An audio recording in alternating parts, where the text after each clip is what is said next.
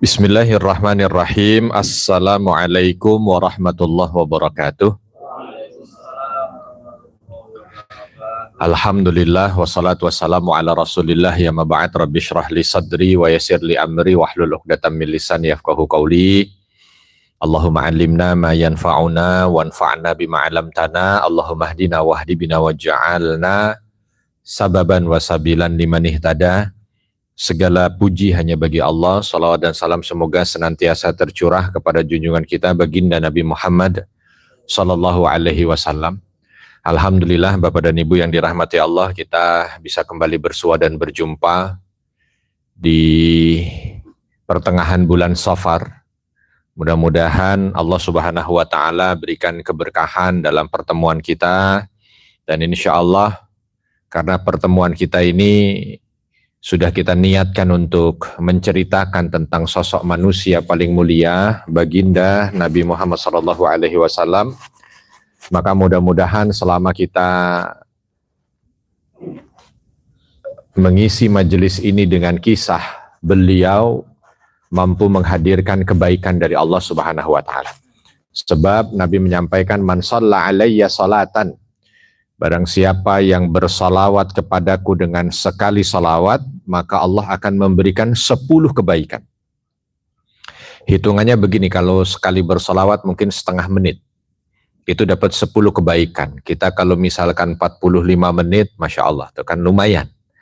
Ya, karena saat ini tidak ada yang kita sebut dan kita ceritakan kecuali muaranya hanya kepada baginda Nabi Muhammad SAW. Baik, terakhir sampai di mana ya? Ya, sampai penasaran tuh, biasanya selalu ada begitu ujungnya, cuman ya sampai pada Abdullah ya, ketika harus disembelih, yang akhirnya mereka datang karena Nabi SAW menyampaikan, aku ini lahir dari 2 ayah yang mau disembelih. Sehingga inilah juga yang menjadi dalil bahwa yang disembelih itu Nabi Ismail, bukan Nabi Ishak. Ya, sebab kalau kita bicara tentang anak Nabi Ibrahim yang disembelih atas perintah Allah dalam mimpi dan akhirnya diganti dengan kambing, dengan domba yang besar, itu ada beberapa riwayat. Ada yang mengatakan Nabi Ishak yang disembelih, ada yang mengatakan Nabi Ismail yang disembelih. Ya, walaupun yang di tempat kita ini yang masyhur Nabi Ismail, sehingga kalau lagi Idul Adha tuh mesti yang diceritakan antara Nabi Ibrahim dengan Nabi Ismail. Kenapa pendapat ini yang diambil? Memang kalau dilihat tadi ada yang disampaikan oleh Nabi, aku ini lahir dari 2 orang yang mau disembelih. Yang pertama merujuk kepada Nabi Ismail, karena Nabi Muhammad SAW kalau dirunut ke atas nasabnya sampai Nabi Ismail. Ya. Nabi Ismail kisahnya masyhur, mau disembelih oleh Nabi Ibrahim. Akhirnya diganti oleh Allah Subhanahu wa taala. Nah, yang kedua adalah Abdullah. Ya. Abdullah, ayahanda Nabi ini mau disembelih. Sebab ayahnya Abdul Muthalib kala itu ketika menggali Zamzam, di saat mimpinya diminta untuk menggali Zamzam, padahal Zamzam ini untuk orang Mekah itu sudah seolah menjadi pengetahuan bersama kalau Zamzam ini sudah nggak ada. Zamzam ini sudah diangkat ke langit. Tiba-tiba Abdul Muthalib ini bermimpi diminta untuk menggali Zamzam. Nah, ketika menggali Zamzam itu ditertawakan oleh orang-orang Mekah. Abdul Muthalib, kau ini sesepuh kami, kau ini raja kami yang tahu tentang kondisi Mekah dan sejarahnya. Zamzam sudah diangkat ke langit, kok digali? Ya, dihina, tiba-tiba keluar kalimat di situ. Ya, kalau saya punya anak 10 dan ternyata Zamzam betul saya temukan, saya sembelih 1. Makanya kita jangan sampai ngucap nyembelih anak. Ya, nanti kasusnya jadi begini. Ya, sebesar apapun ya tekanan, jangan sampai bersumpah dengan sesuatu yang melampaui batas. Walaupun di dalam Islam ada jalan keluarnya, yaitu kafarat. Ya. Tapi kalau orang itu kan masih pada kepercayaan jahiliyah, dia tidak punya kafarat. Sebenarnya kalau dengan kafarat selesai. Tapi kalau mereka dengan adatnya, orang-orang itu tidak bisa. Ya, pokoknya harus disembelih atau mereka datang ke dukun. Nah, dukun kasih antara Abdullah 10 onta panah, sampai kemana, sampai kemana, sampai kemana. Akhirnya sampai 10 kali, ya, baru yang ke-11 ke onta. Berarti sekitar 100 ekor onta. Kala itu yang bahagia semua orang Mekah. Ya, kenapa? Karena Abdullah tidak jadi dibunuh, tidak jadi disembelih. Tapi yang bingung adalah Abdul Muthalib. Sebab syarat dan ketentuan berlaku. Nah, dari dukunnya syarat dan ketentuannya harus disembelih di hari itu juga. 100 ekor onta. Kata Abdullah, enak kalian, ya. Abdullah nggak disembelih. Nah, saya ini harus ngumpulin 100 ekor onta, saya sembelih sekarang. Wah, itu kalau 1 ekor onta 100 juta, ya berarti kalau 100 berapa? 1 miliar. Ya, betul. 10 ya. 10 miliar. Wah, 10 miliar suruh ngumpulin. Wah. Singkat cerita, orang-orang Mekah yang kala itu datang kepada Abdul Muthalib. Dia bilang, sudahlah, ya, karena ini juga bukan hanya keinginanmu, ini keinginan kita bersama, mari kita iuran. Nah, akhirnya satu Mekah itu satu-satunya sejarah Mekah dengan sukarela iuran untuk membantu di antara mereka dengan jumlah yang sangat besar, ya, yaitu membantu ayahanda Nabi Shallallahu Alaihi Wasallam. Nah, jadi cerita. Terus berjalan waktu, Abdullah jadi seorang pemuda yang betul-betul punya tempat di hati masyarakat Mekah. Sudah tiba waktunya untuk menikah, menikahlah. Nah, menikah dengan seorang gadis juga yang paling punya tempat di hati orang-orang Quraisy, yaitu Aminah. Menikah Abdullah dengan Aminah. Nah, ketika Abdullah menikah dengan Aminah, selesai dari menikah beberapa bulan, Abdullah dipanggil oleh bapaknya. Abdullah, kamu udah menikah, maka sudah selayaknya menjadi orang yang mandiri. Cukupi keluargamu, baik ekonomi dan lain sebagainya. Untuk memenuhi kebutuhan ekonomi, ayahmu ini punya warisan kebun korma yang besar di Madinah. Di Yasrib, dulu namanya masih Yasrib. Kenapa? Karena ayahanda Nabi, mungkin kalau teman-teman masih pada ingat, ya, Abdul Muthalib itu lahir di Yasrib. Ya, sebab ibunya orang Yasrib, orang Madinah. Ketika ibunya meninggal, punya warisan yang diwariskan kepada Abdul Muthalib. Kebun korma di Madinah. Ya, sebab kalau Madinah itu memang dari dulu terkenal dengan kebun korma. Akhirnya Abdullah, iya kan, baik ayah, biar saya yang urus. Ya, jadi oleh Abdul Muthalib itu sudah dikapling-kapling. 10 anak laki-lakinya ini sudah dikapling. Ya, Abdullah kamu ngerjain ini. Nanti yang lain ngerjakan ini, yang lain ngerjakan ini, yang lain ngerjakan. Paman-paman Nabi semuanya dapat. Nah, ayahanda Nabi dapat kapling kebun korma. Maka ayahanda Nabi berangkat menuju ke Yasrib, ke Madinah. Ya, meninggalkan istrinya yang sedang hamil. Kala itu ketika berada di Madinah, Madinah masih menjadi tempat yang sering sekali terjangkit wabah. Sering sekali terjangkit wabah. Mekah juga sama, sering terjangkit wabah, tapi tidak sesering Madinah. Kala ayah Nabi ke sana, kalau bahasa kita kayak COVID kemarin itu. Ketika ayah Nabi ke sana, lagi ada wabah yang ada di Madinah, dan ternyata wabah itu mengenai ayahanda Nabi. Ayahanda Nabi sakit, demam tinggi, meninggal di Madinah. Dikuburkan di sana. Makanya ayahanda Nabi itu kuburannya ada di Madinah, walaupun bukan di Baqi, ada tempat ya, menjadi, tapi nggak tahu kalau yang bukan umroh untuk menilik sejarah, mungkin ya nggak akan datang ke kuburannya ayahanda Nabi. Ya, tapi ayahanda Nabi itu ada di Madinah, dan Nabi nanti di usia 6 tahun itu berziarah ke makam ayahnya yang ada di Madinah bersama dengan sang ibu. Jadi Nabi ditinggal oleh ayahandanya itu di saat masih ada di dalam kandungan. Dan ini nanti akan ada efek khusus buat Nabi ketika dilahirkan. Bagi bangsa Arab, kala itu kalau ada orang atau anak yang ayahnya meninggal saat dia ada di kandungan, itu dalam tanda kutip ada mitos, ya, khurafat takhayul lah gitu ya, bahwa anak ini membawa sial. Nah itu mengenai Nabi. Kecuali kalau ayahandanya itu meninggal karena perang, itu lain. Ya, ayahandanya meninggal karena perang itu dimuliakan malah. Tapi kalau ayahandanya meninggal karena sakit, maka itu ada mitos tersendiri. Nah, Aminah dalam kondisi hamil besar. Dalam kondisi hamil besar, kurang lebih di usia kehamilan 7 bulan. Di sini bapak-bapak ada yang 7 bulan. Ya kadang-kadang usia bapak-bapak ini 7 bulan nggak naik-naik, ya, juga nggak turun-turun. Itu ada peristiwa besar yang ada di Mekah. Apa dia? Mekah diserang oleh pasukan dari Yaman, seorang raja bernama Abraha, dengan di depan pasukan itu ada gerombolan atau sekelompok gajah.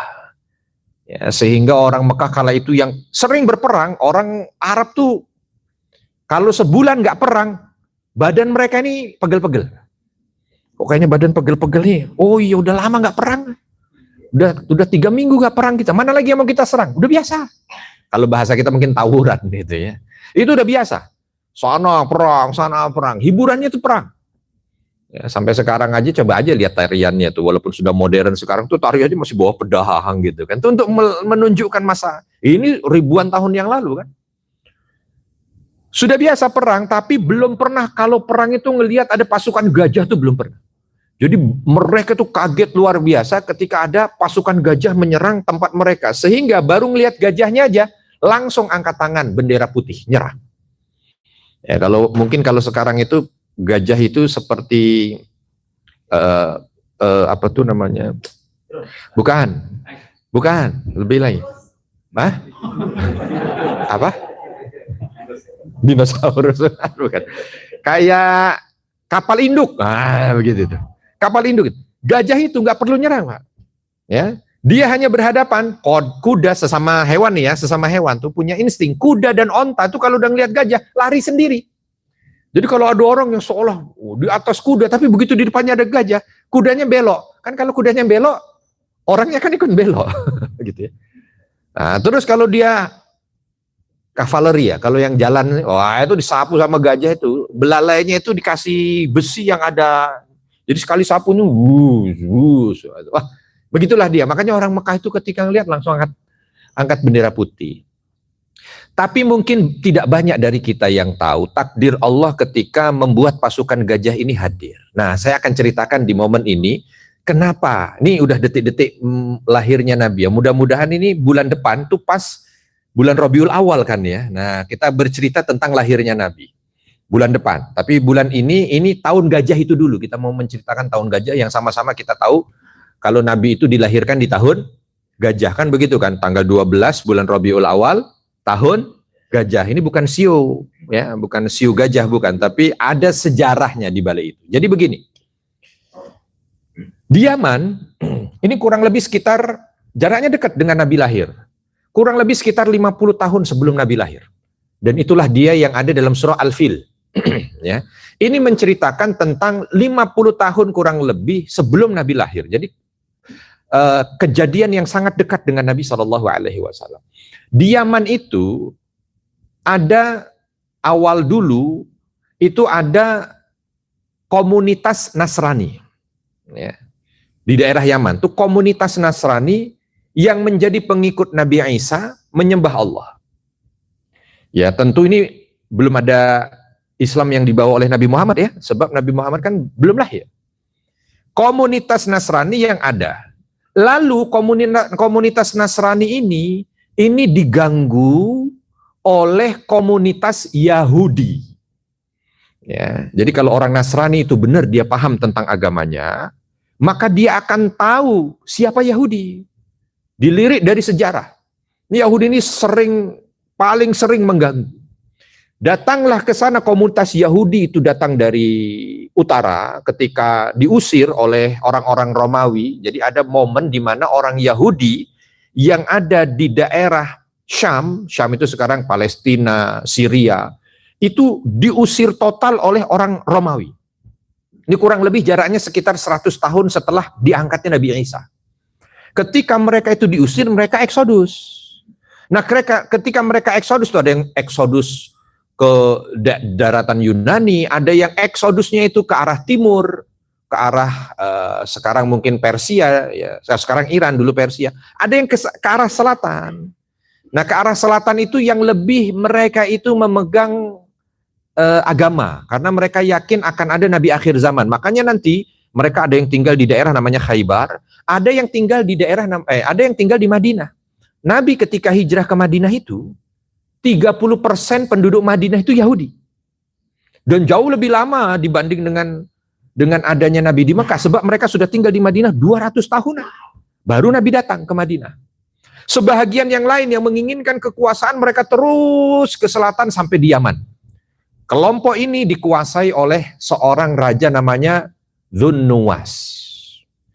Dzunnuwas kala itu datang ke Yaman dan membuat orang yang ada di Yaman itu semuanya menjadi budaknya, menjadi rakyatnya.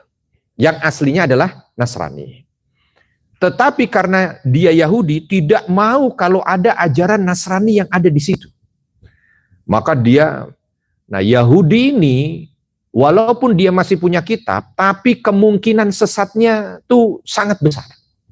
Sehingga sampai pada satu titik, Dzunnuwas yang Yahudi ini, dia ketika menjadi raja di Yaman, dia sampaikan bahwa dia adalah Tuhan. Dan rakyatnya harus nyembah. Ya, harus nyembah dia. Orang-orang yang menyebut kalimat-kalimat Allah segala macam itu semuanya disingkirkan. Ya, kalau tidak dibunuh, ya kalau tidak dipenjara. Lalu Dzunnuwas ini, ya, ini dia punya rekanan, tukang sihir. Yang sakti mandraguna, tukang sihir. Yang membuat dia punya kekuasaan sehingga rakyat-rakyatnya itu pada takut. Sebab kalau ada yang ngelawan, langsung disihir jadi kodok. Itu tambahan. Ya. Tapi akhirnya rakyatnya takut kan? Kenapa? Takutnya bukan cuma kekuatan sang raja, tapi kepada tukang sihirin. Singkat cerita begini. Ya, ini banyak cerita diceritakan oleh para ahli tafsir ketika menafsirkan tentang surah Al-Fil. Intinya sampai pada, atau sebelum surah Al-Fil, yang ketika menceritakan tentang Ashabul Ukhdud.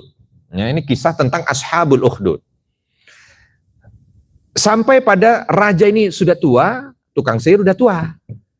Raja ini punya anak yang akan meneruskan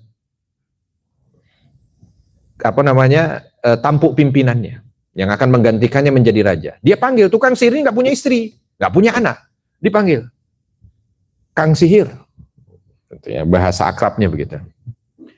Saya udah tua, mau mati. Coba bayangkan, ngaku Tuhan minta disembah, tapi dia punya kesadaran mau mati. Bagaimana ya kalau ditanya sama hambanya, mana Tuhan? Udah mati, Tuhannya udah mati. Ya.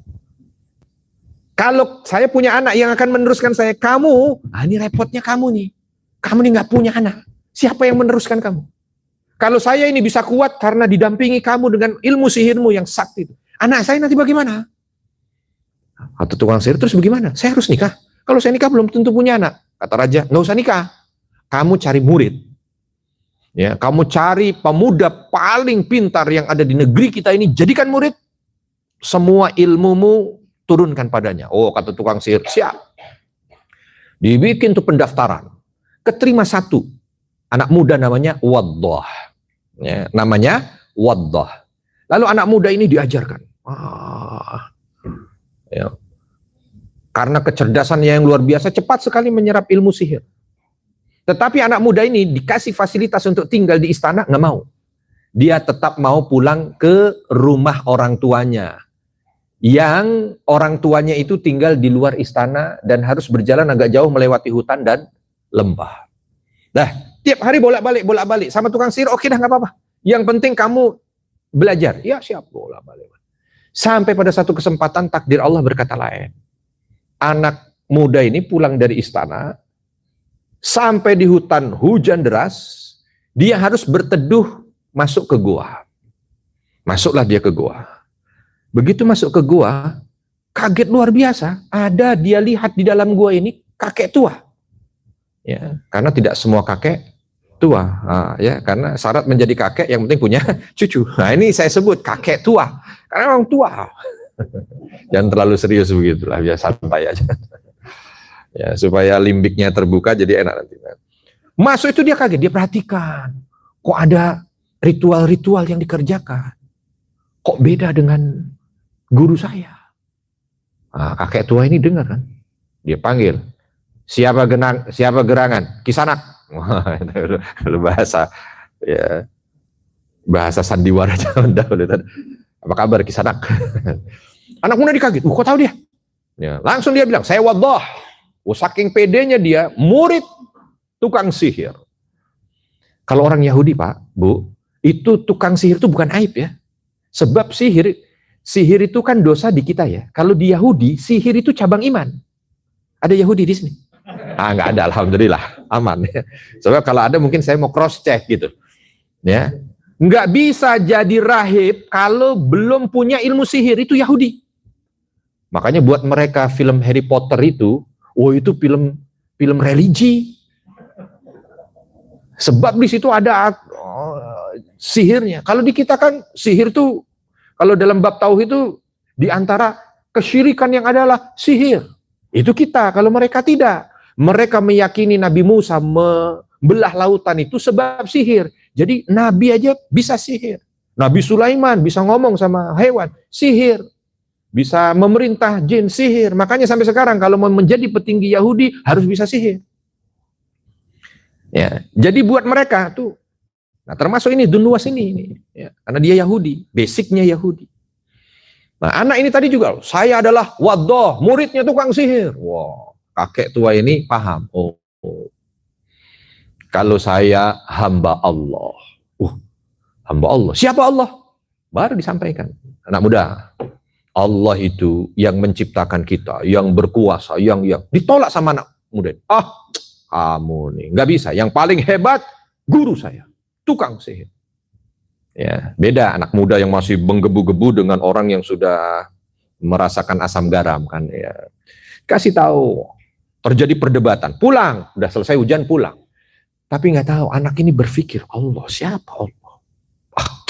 Ada-ada aja orang itu. Tapi setiap dari istana mau pulang, mampir situ. Istana mau pulang, mampir situ. Mau berangkat mampir, mau pulang mampir. Sampai akhirnya dia yang ngadu sama kakek tua ini. Saya kalau datang ke istana, selalu terlambat. Gara-gara, ya kita harus diskusi dulu tentang Allah ini. Begitu sampai di sana, saya ditanya sama guru saya, kenapa kamu terlambat? Bingung saya jawabnya. Begitu pulang juga saya ditanya sama keluarga saya, kenapa kamu terlambat? Tapi diskusi ini tidak bisa saya tinggalkan. Kakek tua ini hanya senyum. Sampai pada momen, sudah hampir seluruh ilmu dikuasai, 99,9% lagi, terus istilah loading tinggal kurang. Semua ilmu tukang sihir sudah dikuasai. Mau pulang ini anak muda, di tengah jalan ada kerumunan. Ada apa itu? Kok rame-rame? Begitu lagi tengok kanan, tengok kiri, orang-orang yang kerumunan tuh ngeliat ke belakang, wah ini dia nih. Ini dia anak muda, murid tukang sihir. Karena dia kala itu followernya udah banyak. Jadi ketahuan, tahu, ngeliat wajahnya aja, wah datanglah, ada apa? Tolong kami, dengan ilmumu tolong kami. Dengan sihirmu tolong kami. Ada apa? Ada binatang buas tuh. Ternyata ini tebing, ada sedikit jalan yang biasa dilalui oleh orang-orang ketika ingin jalan dari satu desa ke desa. Di sininya jurang, tapi di situ ada hewan buas. Yang mereka nggak bisa, yang dari sana nggak bisa ke sini, yang dari sini nggak bisa. Orang-orang bilang, dengan sihirmu coba, singkirkan hewan itu. Maju ini, anak muda ini. Mau adu ilmu kan? Tapi begitu mau adu ilmu, di hatinya ini, langsung terbetik tentang diskusinya dengan kakek tua, tentang Allah. Allah, sihir atau Allah.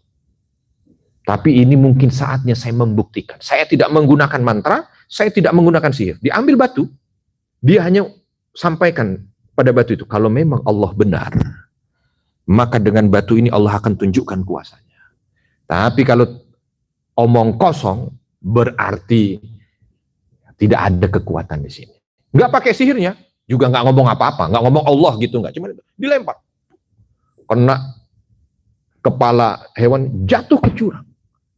Dia masih kaget, orang yang ada di seberang dan sama orang yang di belakang itu langsung, wow hebat anak tukang anak muda ini, sihirnya luar biasa, sihir.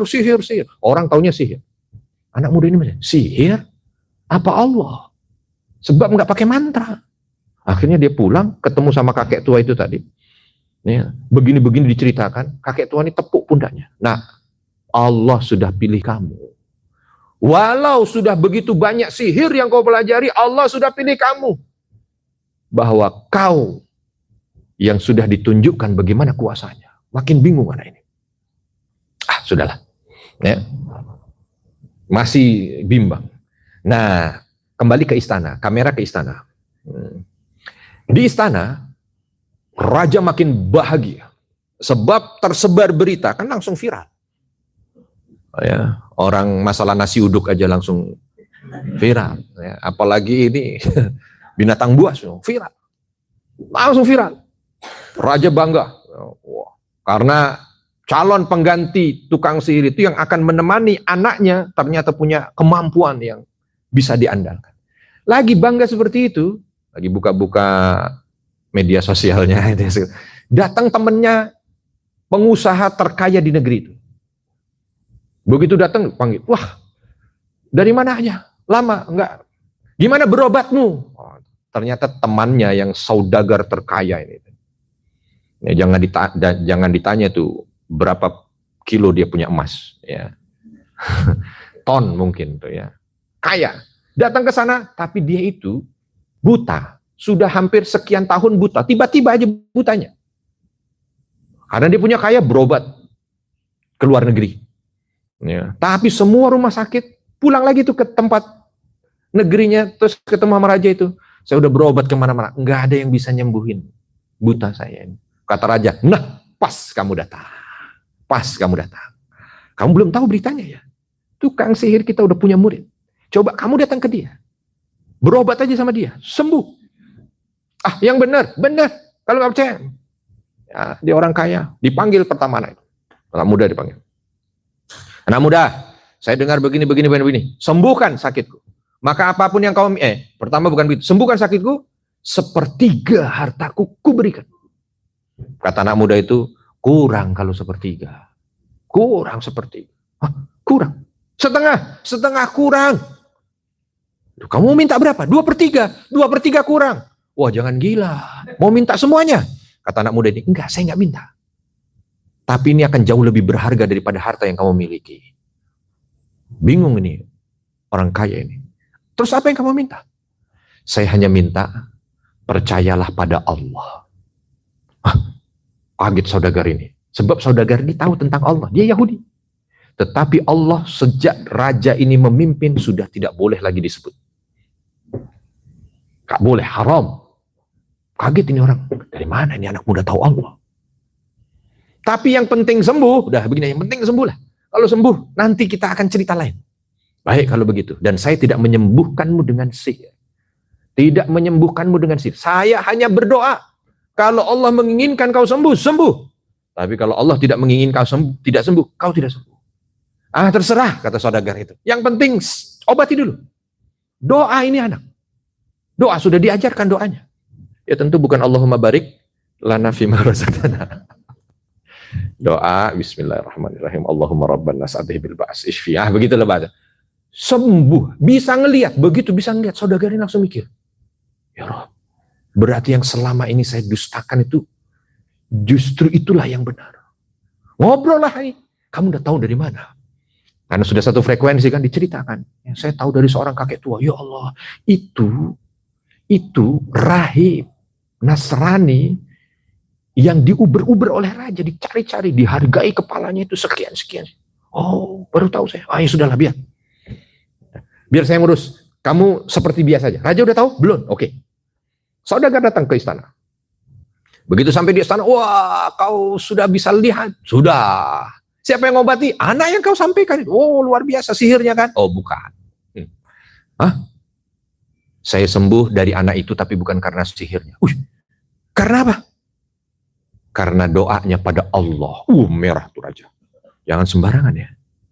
Kamu yang tahu aku. Ya. Dan sudah aku tetapkan bahwa tidak ada Allah. Tuhan aku. Kata saudagar ini, tidak. Mulai dari kemarin, keyakinanku kembali. Allah lah satu-satunya Tuhan yang patut. Langsung dipanggil prajurit, penjara. Kaget ini, tahu dari mana Allah. Terus anak itu tahu dari mana Allah. Langsung dihubungi Sesraj, sekretaris raja. Hubungi itu tukang sihir. Sudah datang tukang sihir. Kamu tahu ceritanya, diceritakan dari awal. Kaget tukang sihir. Dari mana itu tahu? Dan yang lebih heran lagi, dari mana ini anak itu tahu? Wah, saya juga nggak tahu. Kamu panggil aja anakmu itu. Muridmu itu kau panggil, kau interogasi. Dipanggil. Diceritakan, anak ini nggak jawab. Dan nggak berani juga untuk disihir, sebab dia tahu bahwa ilmunya itu di 100% dikasih. Adu sihir, menang anak muda itu. Walaupun dia juga tukang sihir, ini kalah-kalah jadi kodok. Ya, daripada begitu, sudahlah, baik-baik kalau begitu anak muda. Nah, dia pergi, dikasih mata-mata. Baru ketahuan ternyata dia. Ya, dipanggil itu, ditangkap. Kakek tuanya itu ditangkap, dihadirkan ke istana. Kamu yang saya cari-cari. Dan kamu yang meracuni anak muda yang sudah kami didik. Ya. Penjara berdua, dihadirkan berdua, anak muda disuruh datang. Kaget anak muda. Wah, sudah di sini semuanya. Baru raja ini bilang, anak muda, kamu tahu konsekuensinya kalau bilang Allah? Ya. Masih ada kesempatan. Sebab kamu adalah aset kami. Kalau kamu balik, dan tetap pada ilmu sihirmu, maka selesai. Tapi kalau kamu tidak, akan seperti yang kau lihat. Saudagar dipanggil. Mari. Tinggalkan Allah. Tidak. Penggal. Mati. Kakek tuan. Kemari. Sembah aku. Lebih baik segera penggal palaku. Enggak. Diambil sisir besi, digergaji. Belah dua. Itu yang diceritakan oleh Nabi kan begitu. Anak muda ini. Kamu udah lihat dua orang ini. Balik atau kau akan seperti itu. Kata anak muda ini, segerakan saja. Biarkan aku seperti mereka. Tadinya mau dibunuh langsung sama raja. Tapi takut juga raja. Sebab ini sudah punya ilmu sihir. Salah-salah begitu mau digergaji, dia ayunkan tongkat. Selesai. Karena nggak mau ada kejadian itu, dipanggil tuh prajurit intinya, bawa anak ini ke tengah lautan. Ikat kakinya, begitu sampai di tengah samudra, masukkan laut. Biar mati di telan laut. Siap, bawa. Anak ini nggak ngelawan sama sekali, nggak ngelawan. Dibawa ke tengah laut, nggak ngelawan. Sampai di tengah samudra, mau dicemplung. Cemplung tuh kali, ini samudra bukan dicemplung. Mau diceburin juga kayaknya masih danau. Ini samudra ya, mau ditenggelamkan begitu itu. Badai datang. Dan badai itu hanya menyapu tentara-tentara itu aja. Prajurit itu habis, dia enggak. Bingung sendiri dia. Loh, apa yang terjadi ini? Sampai akhirnya ini kapal yang bawa dia balik lagi ke daratan. Tadinya mau pikir lari, tapi seolah dalam hatinya ini, saya dibalikkan lagi ini. Berarti untuk menunjukkan kepada raja. Copot semuanya, balik ke istana. Begitu, kaget. Kenapa kamu balik? Mana prajurit saya? Diceritakan bla bla bla. Ini pasti sihirmu. Panggil lagi pasukan. Bawa dia sekarang, jangan ke laut. Sihirnya makin jago kalau dia kena air. Bawa ke atas gunung. Bawa ke atas gunung. Sampai di satu jurang lembah. Apa? Dorong biar jatuh. Bawa, nggak ngelawan. Sampai di atas, mau didorong, badai lagi datang. Yang disapu prajurit itu lagi. Bingung lagi dia. Berarti harus datang lagi ke raja. Waduh, kaget lagi raja. Mau dipanggil prajurit, kata anak muda, udah. Daripada lebih banyak korban. Daripada lebih banyak korban, kamu kalau cuma mau bunuh saya kasih tahu caranya. Oh siap, kata raja. Gimana caranya? Ini, kamu bawa saya dan bawa semua wargamu naik ke atas salah satu bukit. Dia tentukan bukitnya, yang di situ ada tanah lapang. Nanti sampai di sana, kau ikat aku. Lalu kau panah aku. Sebelum panah tapi syaratnya, kau ucap, Bismillahi Rabbi hadal gulam. Dengan nama Allah, Robnya anak muda ini. Tuhannya anak muda ini. Oh ya, baik. Nah, bawa sana, semua orang dibawa. Yang ada di Yaman tuh, yang jadi rakyatnya dibawa. Ke atas gunung semuanya. Nah, jadi ikat. Kalian tahu, anak ini telah berkhianat padaku. Wah, disampaikan bla bla bla bla bla bla. Maka akan aku hukum mati dan kalian akan saksikan. Dipanah. Meleset. Sebab dia nggak ngucap bismillah. Kata anak ini, bismillah. Nggak mau meleset. Bismillah. Akhirnya bismillah juga. Bismillahirrahmanirrahim. Kena. Dek, mati. Anak ini meninggal.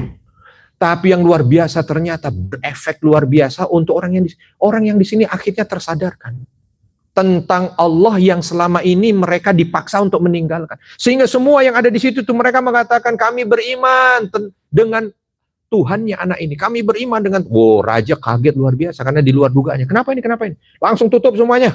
Tutup. Ya. Gali parit. Bikin api di situ. Hidupkan api. Bagi mereka yang masih beriman, yang masih percaya pada Tuhannya anak ini, tidak mau mengakui aku, bakar hidup-hidup. Makanya ini kan qutila ashabul ukhdud an-nari dzatil waqud idhum 'alaiha qu'ud. Itu ceritanya ashabul ukhdud kan begitu. Sehingga akhirnya apa? Tanya, kamu sampai ada seorang ibu yang masih bawa bayi yang masih merah.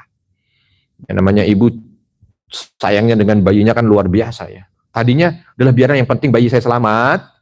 Saya ngakui aja dulu di awal bahwa Dunuwas ini raja. Nggak apa-apa, yang penting anak saya selamat. Anaknya yang ngomong, Bu, nggak gitu. Nggak gitu. Allah yang harus kita bela. Walau kita harus mati. Akhirnya nyemplung. Makanya Nabi bilang dalam hadis yang lain ada 3 bayi yang bisa ngomong. 1 bayinya Nabi Isa. 2 bayinya ashabul ukhdud. Ya, 1 lagi nanti ada bayi yang lain.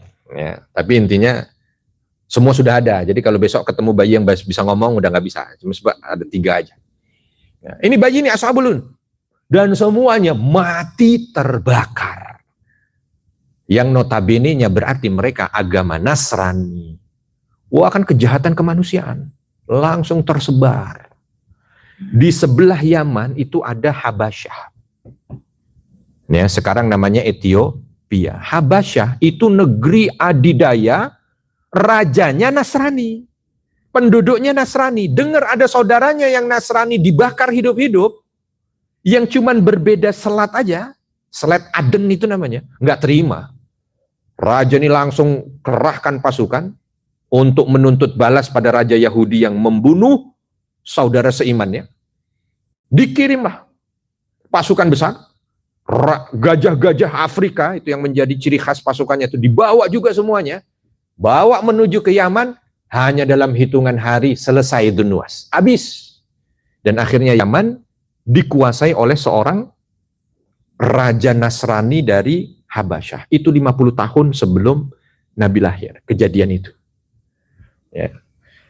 Lalu ada kejadian berikutnya. Nih saya lupa nama panglimanya ini siapa gitu. Tapi panglima yang diutus oleh sang raja ini nggak disenengin sama prajuritnya. Ada kolonel, namanya Abraha. Ya, belum bintang dia, masih kolonel. Nah, dia rasa jenderalnya ini semena-mena. Maka dia hubungi kolonel-kolonel yang lain. Ini kita punya jenderal ini zalim. Ya, kita nggak bisa hidup begini. Gimana kalau kita bunuh? Kamu bunuh jenderal jangan. Udah nggak apa-apa, udah. Akhirnya berhasil provokasinya, jenderal tuh terbunuh. Yang marah raja Habasyahnya. Jenderalnya terbunuh, dan apalagi yang didengar darinya bahwa yang bunuh adalah kolonelnya.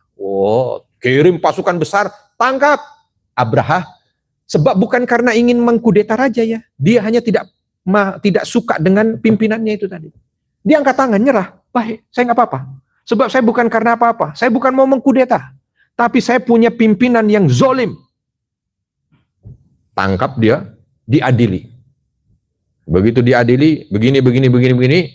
Ya, oh ternyata sebabnya adalah ini. Ada tim pencari fakta. Ya. Singkat cerita, diputus bahwa Abraha ini salah, tapi kesalahannya bukan karena ingin mengkudeta raja. Diberikan pengampunan, Pak. Kamu saya berikan ampunan, tidak saya hukum mati. Alhamdulillah, katanya si Abraha. Kan dia percaya Allah juga ya. Terus, kamu saya kasih tugas untuk membuktikan kesetiaanmu. Kamu sekarang jadi pemimpin Yaman. Kaget lagi. Udah senang diampuni, diangkat jadi gubernur. Berangkat ke Yaman, saking senangnya, dia bikin gereja paling besar. Namanya Qulais. Dibuat dari emas. Lalu dia kasih nama gereja itu untuk disematkan sebagai hadiah pada sang raja. Kasih, udah selesai, dia bawa lagi foto, dilihat, waduh luar biasa, hebat kamu bikin gereja. Siap raja. Tapi jangan cuma gerejanya gede, tolong dong jamaahnya dimakmurin. Ya, kayak kita ini kan udah makmur jamaahnya. Katanya Abraha, siap raja, saya makmurkan. Berangkat. Dikasih informasi ke seluruh Arab, ayo datang ke sini. Yang datang ibadah ke gereja ini, tiket PP ditanggung, akomodasi diganti, pulang dikasih hadiah. Luar biasa itu ya, jor-joran ya. Yang datang 1-2, Pak. Kok nggak ada yang datang? Kenapa dikit? Akhirnya coba cek. Sebab kan Abraha nggak biasa tinggal di Arab, biasanya di Afrika. Coba cek. Udah dikasih emas, pulang dikasih bongkahan emas, pada nggak mau datang. Ada apa? Dicek. Sebab mereka ini menganggap ritual itu hanya ke satu tempat, ke Ka'bah aja, nggak ke tempat lain. Dan itu mereka kerjakan tiap tahun, dan yang datang itu, ribuan. Ka'bah, apa Ka'bah? Coba searching. Bangunan kota begini, batu-batu tua begini, mereka datang. Alangkah bodohnya orang Arab. Dihina-hina Ka'bah. Ya. Ada yang ngerekam, tersebar. Viral. Ya. Dengan caranya dulu ya, jangan dikira yang teknologi maju hanya di kita, Pak. Dengan caranya dulu ada caranya sendiri, tapi begitulah dia. Tersebar, marah orang Arab, Ka'bah dihina, marah. Ada suku kabilah Arab terdekat dengan Yaman itu, di selatan. Saking marahnya dia, seolah dia yang menjadi, menjadi ujung tombak tuh. Kemarahan orang Arab, kamu yang paling dekat, bales dong, siap bales. Dia kumpulin kotoran-kotoran, baik kotoran hewan dan kotoran manusianya yang dimiliki satu kabilah itu, dia bawa diam-diam. Malam-malam dia masuk ke gereja itu, dia tempelin kotoran. Pergi langsung. Pagi hari, penjaganya kaget. Kenapa ini? Dilaporkan ke raja, Abraha kala itu gubernur, makin marah dia. Makin marah. Kenapa? Begini. Siapa yang melakukan? Nggak tahu. Periksa CCTV. Begitu diperiksa. Dengan caranya ya, jangan dikira kemajuan teknologi hanya di kita. Apalagi kalau bicara tentang Nabi Sulaiman, lebih keren lagi teknologi di zaman Nabi Sulaiman. Orang bisa paket bawa singgasananya Bilqis, itu bukan cuman same day. Bukan instan 3 jam, bukan. Sekedip mata. Itu mana paket yang bisa begitu? Dan itu sudah ada di zaman Nabi Sulaiman. Bukan dengan jin. Jin mampunya Nabi Sulaiman berdiri, nyampe itu. Tapi kata Allah Subhanahu wa Ta'ala, apa? Ada seorang yang memiliki ilmu tentang Allah. Memiliki ilmu berarti dengan ilmu. Teknologi udah tinggi. Ya, jangan dikira Nabi Sulaiman bisa menundukkan angin terus kayak awan kinton di bawah kemana-mana. Masuk angin kalau begitu. Ya, sudah ada teknologinya yang membuat Nabi Sulaiman bisa pergi ke sana kemari itu. Teknologi. Sudah ada teknologinya. Nah, ini sama itu kan. Diperiksa, ketahuan. Coba cek. Ternyata orang kabilah dekat sini. Dibasmi itu satu kabilah itu oleh Abraha. Dan begitu dibasmi, mereka itu kayak nggak ada takut-takutnya dan selalu bilang Ka'bah. Aduh, Ka'bahnya saya hancurin. Ka'bahnya saya hancurin. Ya, siapkan semuanya. Pasukan jangan pernah ya, ada yang absen, semua pasukan berangkat, kita akan meluluh lantakkan bangunan ini. Para perwiranya kaget. Bangunan apa yang dia? Kotak begini kita bawa pasukan begini banyak. Perintah, jalan. Yang luar biasa, baru mau bergerak, tiba-tiba habis waktu. Wah, itu nanti kita akan lihat. Ya. Sebab Abraha langsung terbelalak dan bikin dia pikir ulang. Apa dia? Nanti kita akan lanjut. Sesuatu yang membuat Abraha harus berpikir ulang. Lanjut bulan depan. Ya, bukan salah jamnya itu. Ya, terima kasih Pak Ustadz atas materi yang disampaikan. Mungkin dari Bapak Ibu ada satu atau dua pertanyaan. Jangan tanya lanjutannya. Oke, mungkin untuk sesi berikutnya adalah pembacaan doa. Doa akan dipimpin oleh Pak Ustadz Arifin Nugroho. Monggo Pak. Baik, izin diingatkan di pertemuan berikutnya sesuatu yang membuat Abraha kaget dan harus berpikir ulang. Ini sudah di tahun di mana nanti Nabi dilahirkan. Mudah-mudahan apa yang kita laksanakan dalam kajian pada kesempatan pagi hari ini mendatangkan kebaikan dari Allah Subhanahu wa taala dan menumbuhkan kecintaan kita kepada Nabi Muhammad SAW, dan dengannya iman kita makin bertambah, dan insya Allah ini yang akan membawa kita mendapatkan syafaat dari baginda Nabi Muhammad SAW. Alhamdulillahirabbil alamin, hamdan syakirin, hamdan na'imin, hamdan yuafi ni'amahu wa yukafi'u mazidah. Rabbana lakal hamdu kama yanbaghi li jalali wajhikal karimi wa 'azimi sultanik. Allahumma ighfir lil mu'minina wal mu'minat wal muslimina wal muslimat al ahya'i minhum wal amwat innaka sami'un qaribun mujibu da'wati ya qadiyal hajat. Rabbana dhalamna anfusana wa illam taghfir lana wa tarhamna lanakunanna minal khasirin. Allahumma inna nas'alukal huda wat tuqa wal afafa wal ghina. Allahumma a'inna 'ala dzikrika wa syukrika wa husni ibadatik. Allahumma inna nas'aluka husnal khatimah. Rabbana fir lana wa liwalidina warhamhum kama rabbawna shighara. Rabbana atina fid dunya hasanah wa fil akhirati hasanah wa qina adzaban nar. Wa sallallahu wasallam ala nabiyina Muhammad walhamdulillahi rabbil alamin. Kalau ada kesalahan saya mohon maaf dan kepada Allah mohon ampun.